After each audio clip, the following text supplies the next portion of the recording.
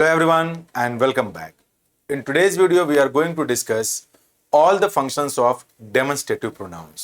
तो चलिए क्लास की शुरुआत करते हैं. डेमोन्स्ट्रेटिव प्रोनाउन है क्या? सबसे पहले इसी बात को समझ लिया जाए. तो अगर डेमोन्स्ट्रेटिव प्रोनाउन की हम बात करें तो इसी का एक दूसरा नाम होता है इंडिकेटिव प्रोनाउन. इंडिकेटिव प्रोनाउन का मतलब इंडिकेशन के लिए किसी चीज को जो यूज करते हैं हम उसे कहते हैं डेमोन्स्ट्रेटिव प्रोनाउन. होते तो कई सारे हैं लेकिन हमें जो पढ़ना है वो सिर्फ 4 ही पढ़ना है इसमें. This,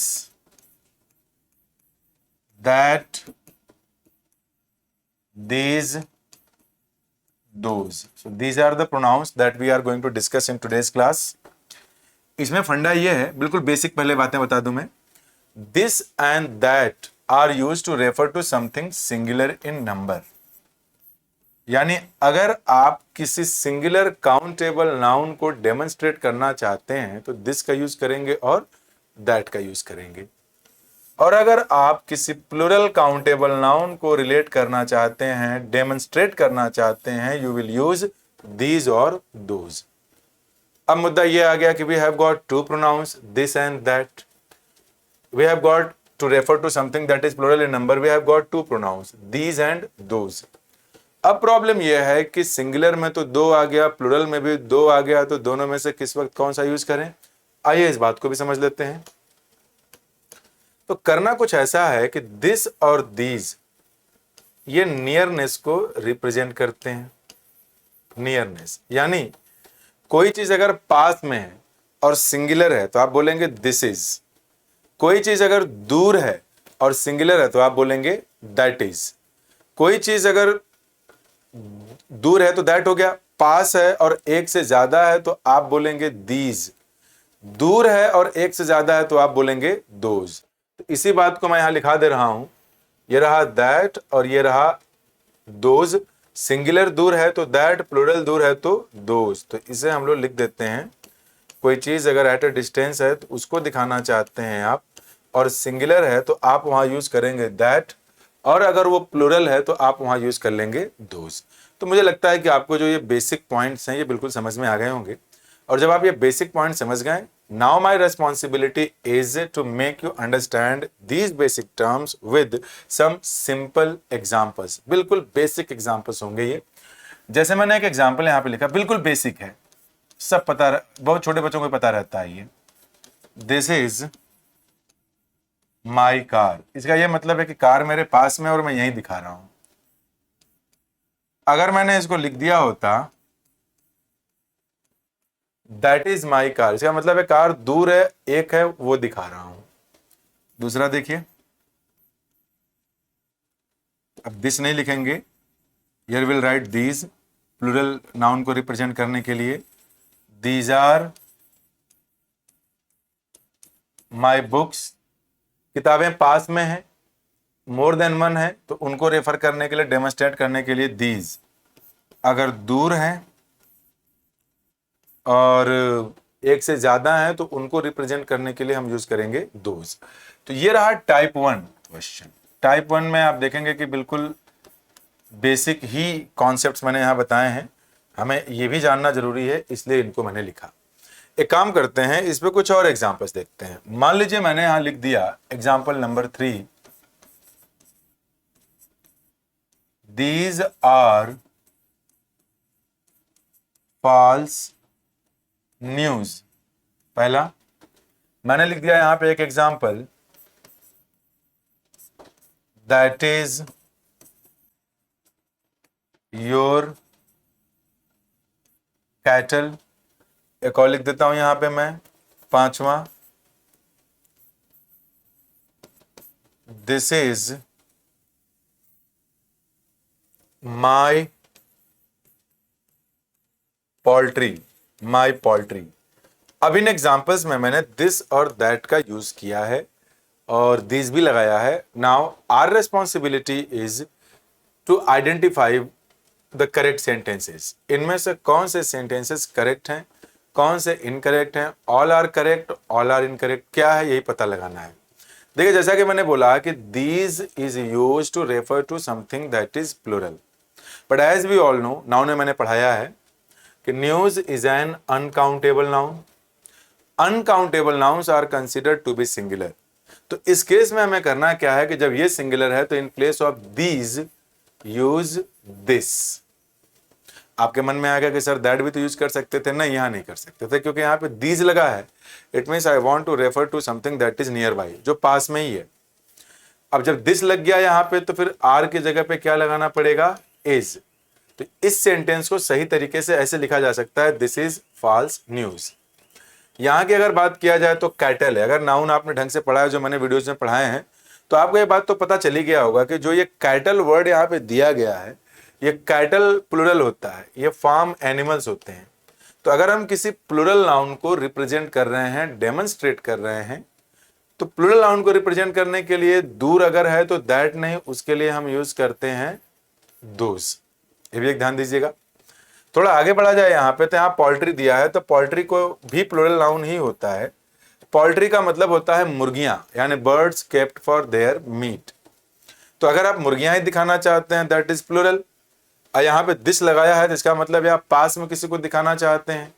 but one thing is clear over here कि दिस लगाया है तो सिंगुलर होना चाहिए, but that is plural. As we all know, noun plural है हमारा। उसी नाउन को डेमोन्स्ट्रेट करने के लिए हम यूज कर रहे हैं यहाँ पे demonstrative pronoun.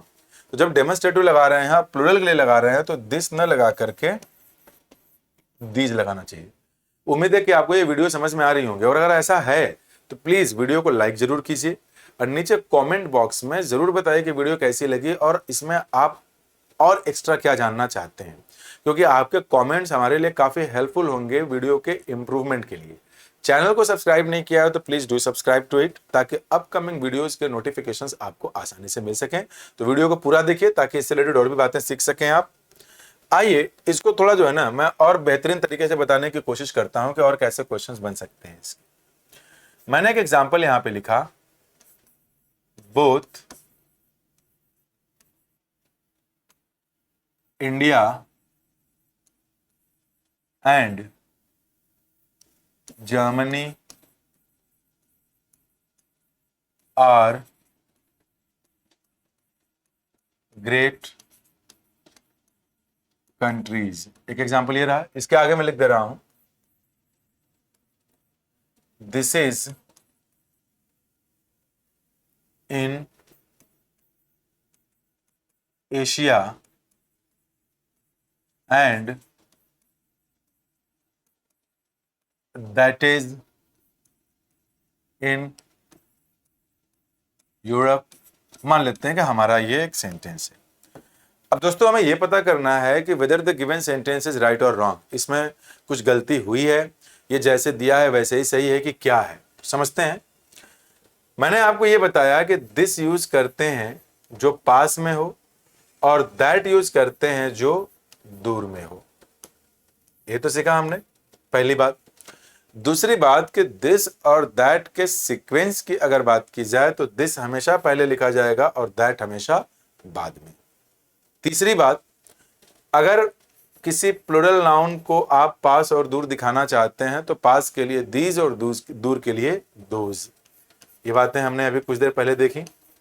So what I want to tell you over here is, इस सीक्वेंस की अगर हम बात करें तो वो तो ये है सीक्वेंस, यानी कि कभी भी आपको अगर दैट और दिस का सीक्वेंस मिलता है तो this is incorrect. Anywhere if you get the sequence is those these, this is incorrect. The correct sequence is either this that or these those. For singular this that, for plural these those. ये दिमाग में रखिएगा। अब हम आते हैं अपने उस एग्जाम्पल पर। इस एग्जाम्पल को अगर देखा जाए तो here we are talking about two different countries. पहला हम यहां बात कर रहे हैं इंडिया, कंट्री 1, एंड दूसरा हम लोग यहां बात कर रहे हैं Germany, that is called country 2। So 2 countries are here. यहां हम लोग सीख चुके हैं कि this and that are used as a demonstrative pronoun. तो दिस प्रोनाउन की तरह है तो डेमोन्स्ट्रेटिव प्रोनाउन हो गया। दैट यहां पे लगा हुआ है, इसका मतलब ये निकला कि ये भी एक डेमोन्स्ट्रेटिव प्रोनाउन हो गया। दोनों के दोनों डेमोन्स्ट्रेटिव प्रोनाउन है। दिस और दैट के सीक्वेंस की बात करें तो सबसे पहले हम दिस यूज करते हैं, बाद में हम दैट यूज करते हैं। So this is also correct over here. This हमने पहले लिखा हुआ है, दैट को हमने बाद में लिखा हुआ है। ये बात भी हमारी क्लियर है यहाँ पे। अब चेक करना है कि दिस यूज करते हैं पास के किसी चीज के लिए। तो देखिए जरा तो अगर ये दिस हमने यहां लगाया है तो दिस के पास में कौन है, जर्मनी है कि इंडिया है? तो जाहिर सी बात है कि दिस के पास में जब हम इधर से मूव करते हुए इधर जाएंगे तो पास में कौन पड़ा, जर्मनी। यानी ये जो दिस है, दिस इज डेमोन्स्ट्रेटिंग जर्मनी, और जर्मनी को अगर डेमोन्स्ट्रेट कर रहा है तो मैं बोल रहा हूं कि दिस इज इन एशिया, यानी जर्मनी इज इन एशिया। क्या जर्मनी एशिया में है? आंसर है नहीं। दैट की अगर मैं बात करूं तो दैट से दूर कौन है? जब इधर चलना शुरू करें, घूम के हम यहां आएंगे तो दूर कौन है, इंडिया। यानी दैट का मतलब हो गया India. It means the given sentence says India is in Europe. क्या इंडिया यूरोप में है? तो आंसर है नहीं। तो ये सेंटेंस हमारा गलत हो गया। अब इस सेंटेंस को सही करने के दो तीन तरीके हो सकते हैं। एक तरीका तो ये है, इस एशिया को काट उल्टा कर दीजिए, यूरोप को यहां कर दीजिए, एशिया को वहां कर दीजिए, ये सेंटेंस सही हो जाएगा। या दूसरा तरीका यह है कि जर्मनी को वहां कर दीजिए, इंडिया को यहां कर दीजिए, तब भी सही हो जाएगा। अब आप में से किसी के मन में अगर ऐसा आया है कि सर एक बात बताएं, क्या दिस की जगह दैट कर दें और दैट की जगह दिस कर दें तब भी सही रहेगा? तो आंसर है नहीं, क्योंकि मैंने पहले ही आपको बता दिया है कि दिस और दैट, दीज और दोज के सीक्वेंस की अगर बात किया जाए तो ये जो सीक्वेंस होगा this that and these those का होगा। दैट दिस दोज दिस का sequence is not possible, that is incorrect.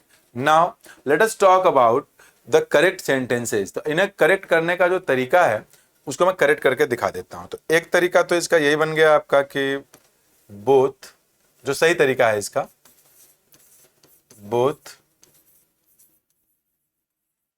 India and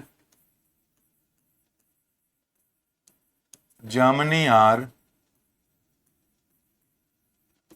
great countries, full stop.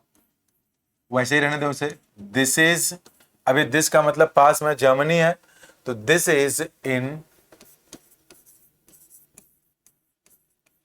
Europe. थोड़ा इसको हम आगे बढ़ा दें, एंड फुल स्टॉप नहीं लगाएंगे, एंड दैट का मतलब India, that is in India. ये दैट का गड़बड़ कर दिया क्या मैंने?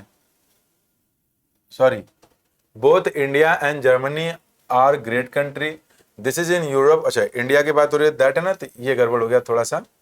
यहाँ पे इंडिया की जगह पे हम क्या लगा देंगे, एशिया। अब थोड़ा देखते हैं इसे, तो चेक कर लेते हैं सही है कि नहीं। भाई दिस लगा है तो पास के लिए होगा, दिस के पास में कौन है आपका, जर्मनी, तो जर्मनी इज इन यूरोप, ये पार्ट तो सही रहा। दैट से जब ऐसे घूमते हुए आप आएंगे इधर से फिर वापस जाएंगे तो दैट का मतलब दूर, तो इंडिया, इंडिया कहाँ पे है, एशिया में। तो अब ये जाकर के आपका सही सेंटेंस बना। एक तरीका और भी है कि आप इसी को बदल देते, जो पहले वाला सेंटेंस था आप इसको उलट दीजिए, both Germany and India are great countries. आ गया। इसके पहले वाले सेंटेंस में आपने क्या लिखा था, दिस इज इन एशिया, तो दिस का मतलब पास में। अब इसको ऐसे ही रहने दीजिए। अब कहाँ गया है आपका, ये रहा आपका इंडिया। अब जब आप लिखेंगे दिस इज, ये दिस का मतलब क्या निकलेगा, पास में, तो पास में तो इस बार इंडिया आ गया। अगर पास में इंडिया आ गया तो वो यूरोप से हो जाएगा। दिस इज इन, ये नंबर 3 है, in Asia and that is in Germany, दूर है तो वो बनेगा आपका यूरोप। तो ये रहे हमारे सेंटेंसेस डेमोन्स्ट्रेटिव प्रोनाउन के। तो डेमोन्स्ट्रेटिव प्रोनाउंस जो आप पढ़ रहे हैं इनके काफ़ी अच्छे फंक्शंस होते हैं, प्रोवाइडेड कि आप इसको ढंग से यूज़ करना जानें। अगर आप इनको यूज़ करना नहीं जानेंगे तो कभी कॉन्फिडेंस नहीं आएगा, क्योंकि सेंटेंस में जो लिखा रहेगा आप वो समझ नहीं पाएंगे, लिखा कुछ और रहेगा, समझेंगे आप कुछ और। तो इट्स बेटर कि लर्न देम इन डिटेल और अच्छे से पढ़िए, मेहनत करिए, काफ़ी फ़ायदा मिलेगा। अब मैं काम करता हूं, दिस दैट तो हो गया ना, अब दिस और दोज वाला भी एग्जांपल दे देता हूं ऐसे ही कुछ। मान लीजिए कि मैंने एक एग्जांपल यहां लिखा ऐसे ही, cows and horses are liked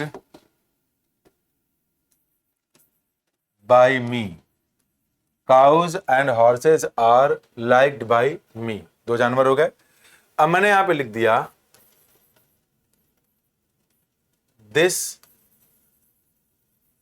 carry people, this carry people and that give milk। आइए समझते हैं जरा। अब इस सेंटेंस को जो है ध्यान से देखिए तो आपको कुछ यहां से ना एक आइडिया लगेगा। वो क्या आइडिया है समझने की हम कोशिश करते हैं। जैसे यहां पे लिखा गया है आपका काउज एंड हॉर्सेज, तो सबसे पहली बात तो ये है ना कि दोनों के दोनों टर्म्स हैं प्लूरल। ये भी क्या है? प्लूरल। काउज एंड हॉर्सेज दो हैं। इन्हीं को डेमोन्स्ट्रेट करने के लिए आगे हमने यूज किया है this and that. As we all know, this and that are used to demonstrate singular countable nouns. But here we are talking about the use of plural countable noun. It means ये जो this हमने use किया है, this is demonstrating horses. तो horses is a plural countable noun. तो plural countable noun को refer करने के लिए we don't use this. अगर पास की बात है तो we use these. अगर that यूज किया है दूर के लिए तो दैट का काउज नहीं बनेगा। दैट काउज के लिए चूंकि प्लूरल है तो दैट ना लग करके what do we use here? Those. अब चेक कर लेते हैं। दीज कैरी पीपल, तो लोगों को एक जगह से दूसरी जगह लेके जाते हैं। तो दीज का मतलब क्या पास में है? हॉर्सेस। बिल्कुल सही है लॉजिकली भी। यहां पे मैंने लिख दिया दैट का दोज गिव मिल्क, तो दोज का मतलब दूर है, तो जो गायें हैं वो दूध देती हैं। तो कुल मिला के कहने का मतलब ये सेंटेंस भी आपका बिल्कुल सही निकला। यहां पे आपने एक टर्म नोटिस किया होगा, मैंने बोला था कि लॉजिकली सही है। एक्चुअल में होता क्या है ना कि कोई भी जो सेंटेंस होता है, सेंटेंस सेंटेंस की डेफिनेशन होती है आपकी अ मीनिंगफुल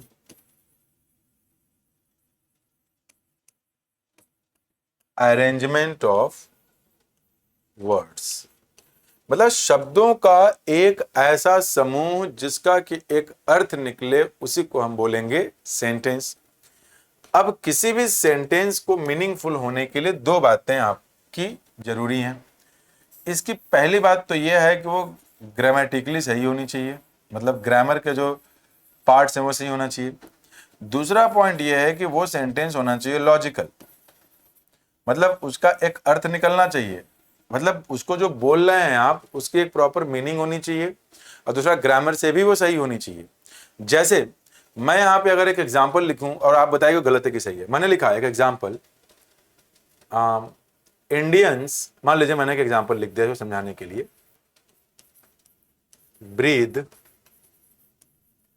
O2, ठीक है। तो इस सेंटेंस को अगर आप ध्यान से देखें तो the given sentence is grammatically correct. Indians subject है, ब्रीद वर्ब है, O2 जो लेते हैं वो इसका ऑब्जेक्ट हो गया। मैं ये बोल रहा हूं कि इंडियंस O2 ऑक्सीजन लेते हैं, ग्रामेटिकली करेक्ट है लेकिन लॉजिकली इनकरेक्ट है, तो इसलिए ये सेंटेंस भी गलत है, ये सेंटेंस नहीं बोला जाएगा। क्यों? आपने अगर बोला कि इंडियंस ब्रीद O2 तो इसका ये मतलब निकला ना कि आप बता रहे हैं कि भारतीय O2 लेते हैं। तो ये बात बताने की जरूरत कब पड़ेगी? जब किसी दूसरे देश के लोग O2 ना लेके कोई और लेते हैं। तो ये एक यूनिवर्सल फैक्ट है कि सिर्फ इंडियंस ही O2 नहीं लेते, हर एक देश के लोग जो है O2 ही लेते हैं, धरती पे कोई भी है। तो ये सेंटेंस गलत है। इधर इंडियंस को हटा करके इसको वी करना पड़ेगा, we breathe O2। We breathe O2 का मतलब है हम सभी लोग। यहाँ पे आपका ये एक फैक्ट है। तो ग्रामेटिकली तो सही था कि भैया इंडियंस प्लूरल था, तो वर्ब भी आपने प्लूरल वहां लगा दिया, लॉजिकली गलत हो गया। तो किसी भी सेंटेंस को सेंटेंस होने के लिए ग्रामेटिकली एंड लॉजिकली दोनों पैरामीटर पे उसको आपको सही करना पड़ेगा, तब जाकर के वो सही सेंटेंस माना जाएगा। तो दिस और दैट के ये फंक्शन समझ में आपको आए होंगे, दिस दोज के। एक काम करते हैं, यहीं पे मैं कुछ और कॉन्सेप्ट्स पढ़ा देता हूं। दैट और दोज के, दैट और दोज के। अब ये क्या है भाई, दैट और दोज?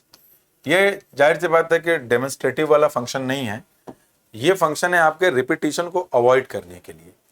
जैसे कभी किसी सिंगुलर काउंटेबल नाउन के रिपीटिशन को हटाना है तो दैट लगाइए, किसी प्लुरल काउंटेबल नाउन के रिपीटिशन को हटाना है तो दोज लगाइए। भाई प्रोनाउन पढ़ते भी तो इसीलिए हम हैं। प्रोनाउन क्यों पढ़ते हैं? ताकि हम किसी नाउन के रिपीटिशन को हटा सकें। So to avoid the repetition of a singular countable noun use that, to avoid the repetition of a plural countable noun use those. तो आइए इसको हम लोग एग्जाम्पल के फॉर्म में समझने की कोशिश करते हैं। मान लेते हैं कि मैंने यहां पे एक एग्जाम्पल लिखा, मैंने लिखा यहां पे the climate of Prayagraj, Prayagraj नहीं लिखूंगा, पुणे लिखता हूं, Pune is better than Pune. मान लेते हैं कि हमने ये एक सेंटेंस यहां लिखा और हमें ये समझना है कि ये जो दिया गया सेंटेंस है ये राइट है कि रॉन्ग है। ठीक है, तो चलिए भाई कहानी शुरू करते हैं। The climate of Pune is better than, Pune लिख दिया क्या? तो एक तो काम सबसे पहले ये करिए कि पुणे को हटा करके यहां पे देन लगा करके मैं प्रयागराज कर देता हूं, प्रयागराज। ठीक है ना, ये हमारा सेंटेंस हो गया। अब हमें यह पता करना है कि ये जो सेंटेंस यहां लिखा गया है ये सेंटेंस राइट है या रॉन्ग है। तो चेक कर लेते हैं। ये वर्ब है, ये एडजेक्टिव है जो कि कंपेयर किया गया है। अब अगर आप इस सेंटेंस को ध्यान से देखें तो here of is a preposition, इस प्रेपोजिशन के बाद ये एक ऑब्जेक्ट आया, इस ऑब्जेक्ट के बाद ये सब्जेक्ट आया। अब यहां कंपैरिजन जो किया गया है, यहां पे तो ये एक सिटी है, एक एरिया है, प्लेस है। यहां बोला गया कि पुणे का क्लाइमेट वाराणसी से बेटर है। व्हाट आई एम कंपेयरिंग, यहां पे कंपैरिजन क्या होना चाहिए? एक प्लेस का दूसरे प्लेस से कंपैरिजन होना चाहिए, या फिर किसी प्लेस को किसी प्लेस की किसी और चीज से कंपेयर कर देना सही होगा। तो समझ में ये बात यहां पे ये आए कि अगर ये सेंटेंस सिर्फ इतना रहा होता कि Pune is better than Prayagraj, तो ये सेंटेंस सही था। लेकिन यहां अगर बोल दिया गया कि द क्लाइमेट ऑफ पुणे है, तो वहां पे भी होना चाहिए द क्लाइमेट ऑफ प्रयागराज। तो यानी कि ये सेंटेंस तो ग्रामेटिकली गलत हो गया।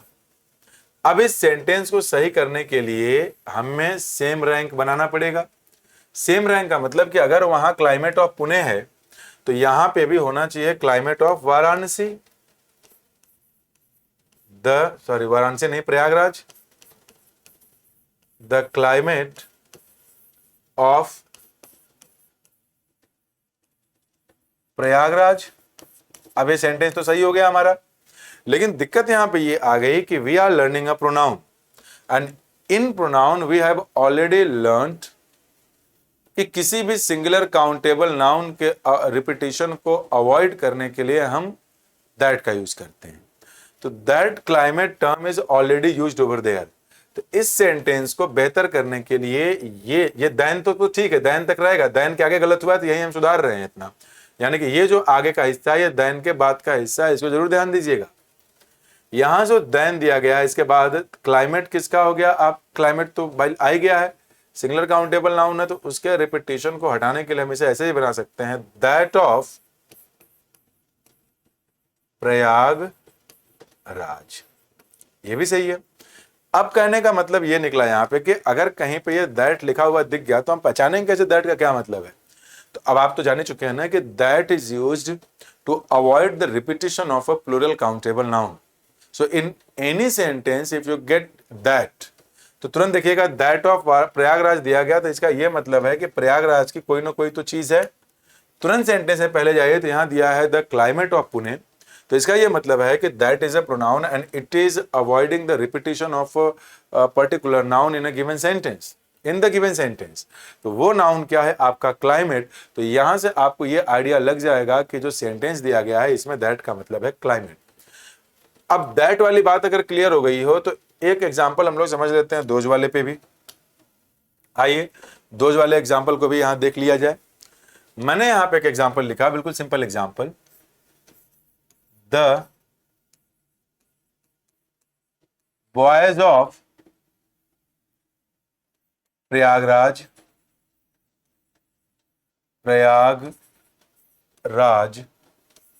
आर